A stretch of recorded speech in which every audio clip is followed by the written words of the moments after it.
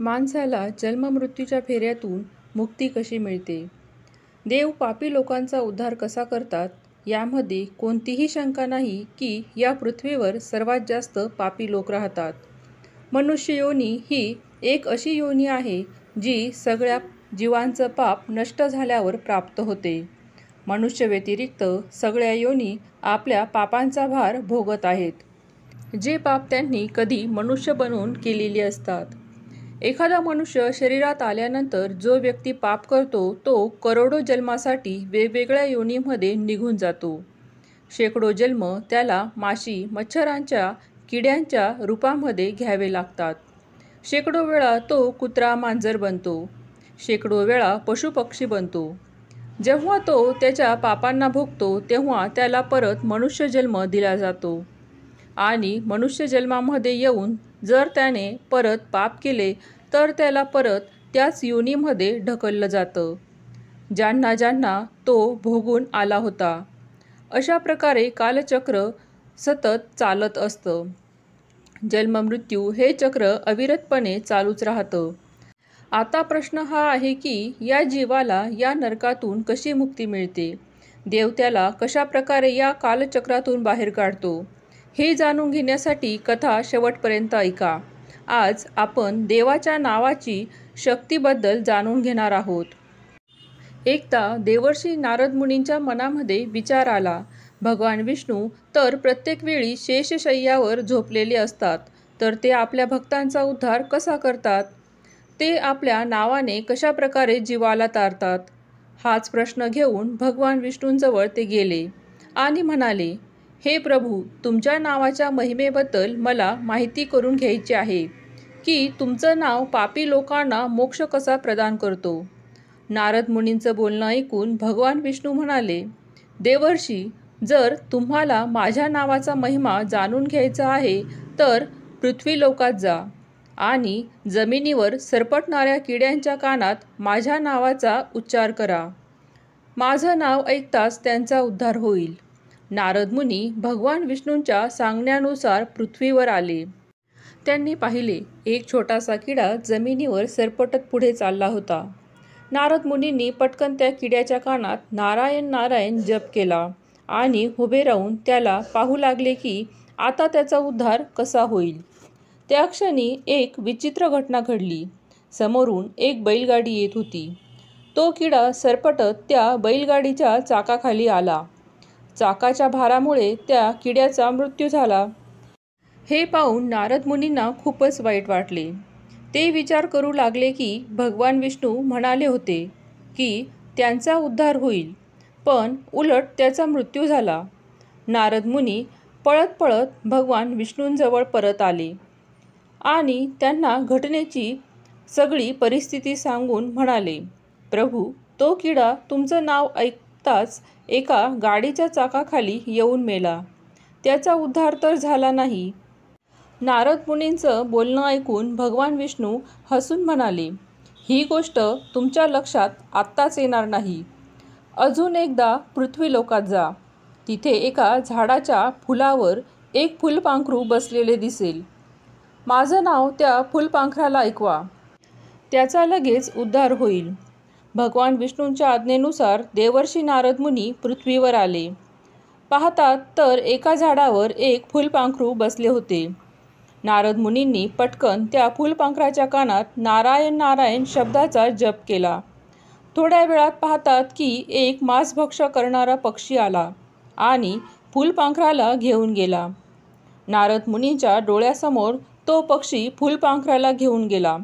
हे पाहून नारद मुनींना खूपच दुःख झालं. दुःखी मनाने नारद मुनी भगवान विष्णूंजवळ आले आणि सगळी हकीकत त्यांना सांगितली. प्रभू, तुमचं दिव्य नाव ऐकून फुलपाखरू तर मरून गेलं. त्याला एका पक्षाने खाऊन टाकलं. त्याचा उद्धार तर झाला नाही. नारद मुनींचं बोलणं ऐकून भगवान विष्णू परत एकदा हसले आणि म्हणाले, तुम्ही घाबरू नका. अजून एकदा पृथ्वीवर जा आणि नदीच्या किनारी एक हरिणीने आपल्या पिलाला जन्म दिला आहे. ते शावक अजून छोटा आहे. तुम्ही त्या हरणाच्या शावकाला माझं नाव ऐकवा. त्याचा पटकन उद्धार होईल. नारद मुनी परत पृथ्वीलोकात आले आणि पाहतात तर एका नदीच्या किनाऱ्यावर हरिण आपल्या पिलासोबत खेळत होते. देवर्षी मुनींनी त्या पिलाजवळ जाऊन नारायण नारायण जप केला. त्यानंतर थोडं अंतर जाऊन पाहू लागले की या हरणाच्या शावकाचा उद्धार कसा होईल. तेव्हा पाहतात तर त्या हरिणीचं शावक पाणी पिण्यासाठी नदी किनारी आलं. नदीच्या आतमधून एक भयंकर मगर तोंड पसरून बाहेर आलं आणि त्या हरणाच्या पिल्लाला गिळून टाकलं. हे पाहून देवर्षी नारद मुनींना खूपच दुःख झालं. ते उदास मनाने भगवान विष्णूंजवळ आले आणि त्यांना सगळी हकीकत सांगितली. हे प्रभू, तुमच्या लीलांचं रहस्य मला समजत नाही. तुमचं नाव ऐकल्यावर जीवांचा मृत्यू का होत आहे. नारद मुनींचे बोलणे ऐकून भगवान विष्णू परत हसले आणि म्हणाले, हे देवर्षी, जर तुम्हाला हे रहस्य जाणून घ्यायचं आहे मग परत एकदा पृथ्वीलोकात जा. एक गाय आपल्या छोट्या वासराबरोबर जंगलात चारा खात आहे. तुम्ही माझं नाव त्या वासराला ऐकवा, त्याचा उद्धार होईल. भगवान विष्णूंच्या आज्ञेनुसार नारद मुनी परत गेले. ते नाही म्हणू शकत नाही, कारण भगवान विष्णूंचा आदेशच होता. काही काळानंतर ते त्या ठिकाणी पोहोचले ज्या ठिकाणी एक गाय आपल्या वासराला दूध पाजत होती. वासरू खूप आनंदाने आपल्या आईला चिटकून दूध पीत होते. त्या क्षणी देवर्षी नारद मुनी लपून त्या वासराजवळ जातात आणि त्याच्या कानामध्ये नारायण नारायण शब्दांचा उच्चार करतात. भगवान विष्णूंचं नाव ऐकल्यानंतर ते काही दूर अंतरावर जाऊन एका झाडाखाली उभे राहिले. थोड्या वेळात पाहतात तर एक भयंकर चित्ता आला आणि त्या वासराला घेऊन गेला. नारद मुनींच्या डोळ्यासमोर त्या वासराला चित्त्याने खाल्लं. इच्छा असूनही ते त्याला वाचवू शकले नाही. त्या दृश्याने नारद मुनी तुटून गेले होते. ते उदास होऊन भगवान विष्णूंजवळ परत आले आणि रागाने म्हणू लागले, प्रभू, मला नाही बघायची तुमच्या नावाची शक्ती. ज्या पण जीवाला तुमचं नाव ऐकवत आहे त्याचा मृत्यू होत आहे. आज मी ते दृश्य पाहू शकलो नाही. बिचाऱ्या त्या नवजात वासराला त्याच्या आईकडून हिसकावून घेतलं आणि तो चित्ता त्याला मारून खाऊ लागला. अशा प्रकारे उद्धार होतो का? जर उद्धार असा होतो तर मी आता कोणाचाही उद्धार करणार नाही. माझ्याकडून ही जीवहिंसा पाहणं होणार नाही.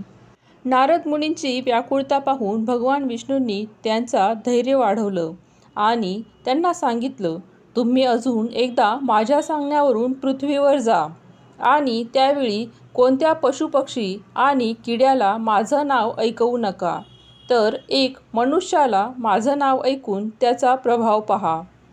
तुम्ही जा. एका राजाच्या घरी एका पुत्राने जन्म घेतला आहे. तुम्ही त्या राजपुत्राच्या कानामध्ये माझं नाव उच्चारा. भगवान विष्णूंचं बोलणं ऐकून देवर्षी नारद मुनी म्हणाले, प्रभू, क्षमा करा. हे काम आता मी करू शकणार नाही. मी जर नाव ऐकवलं आणि जर राजाच्या मुलाचा मृत्यू झाला तर सगळा दोष माझ्यावर येईल. लोक मला बाळाचा हत्यारा समजतील. भगवान विष्णू हसून म्हणाले, देवर्षी, तुम्ही चिंता करू नका. असं काहीही होणार नाही ज्यामुळे लोक तुम्हाला हत्यारा समजतील. सगळ्यांना जीव देणारा आणि मारणारा मीच आहे. माझ्या इच्छेशिवाय ना कोणी जन्म घेतो ना कोणी मरतो. निसंकोच होऊन जा. भगवान विष्णूंच्या सांगण्यावरून घाबरत नारद मुनी राजाच्या राजवाड्यात पोहोचले. राजाच्या राजवाड्यात पुत्र जन्माचा उत्सव साजरा केला जात होता. देवर्षी मुनींना पाहून राजा खूप आनंदी झाला. राजाने त्यांचा यथोचित सत्कार केला आणि आपल्या मुलाला आणून नारद मुनींच्या समोर झोपवलं आणि दोन्ही हात जोडून म्हणाले, ऋषीवर, तुम्ही माझ्या मुलाला आशीर्वाद द्या. हे पाहून नारद मुनी घाबरले होते. तरी देखील नारद मुनी त्या बाळाच्या कानामध्ये नारायण नारायण असे शब्द बोलले. पण त्या क्षणी ते मूल बोलू लागले. नारद मुनींनी नमस्कार करून म्हणाले, हे मुनिवर, तुम्ही धन्य आहात. तुम्ही माझा उद्धार केला. अशा प्रकारे छोट्या मुलाला स्पष्टपणे बोलताना पाहून नारद मुनी खूपच आश्चर्यचकित झाले होते की हा नवजात शिशू कोणत्या शक्तीच्या प्रभावाने बोलत आहे. तेव्हा ते मूल म्हणाले, हे नारद मुनी, मी तोच किडा आहे ज्याला तुम्ही सर्वात प्रथम भगवान विष्णूंचं नाव ऐकवलं होतं. त्यांच्या नावाच्या प्रभावाने माझा किड्यातून उद्धार होऊन फुलपाखरू झालो. तेव्हा त्या शरीरातून पण मला याच नावामुळे मुक्ती मिळाली. परत मी हरिणीच्या योनीमध्ये गेलो. त्या ठिकाणी पण मला भगवान विष्णूंचं नाव ऐकवून माझा उद्धार केला. मग मी गाईचं वासरू बनलो आणि त्या जन्मात पण मला देवाचं नाव ऐकायला मिळालं. त्यांच्या नावाच्या महिमेमुळेच मी या पापयोनीतून मुक्त झालो. नाहीतर मला एक योनीमध्ये 1000 वेळा जन्म घेऊन मग मरावं लागलं असतं. त्या नावाच्या प्रभावानेच मी एकदा जन्म घेऊन त्या पापी योनीतून मुक्त होत गेलो आणि आता माझे पूर्वीचे सगळे पाप नष्ट झाले आहेत. मी पुन्हा एकदा मनुष्य बनलो आहे आणि यावेळी मी देवाचं नाव जपून जन्म आणि मृत्यूरहित होईल. तुम्ही मला बाल्य अवस्थेत देवाचं नाव ऐकवून या मोहमायेतून मुक्त केलं आहे. जर तुम्ही असं केलं नसतं तर मी परत या संसारात भटकून पापकर्मात लिप्त झालो असतो. परिणामस्वरूप मला याचं किडपशूच्या योनीत 1000 वेळा जन्म घेऊन मरावं लागलं असतं.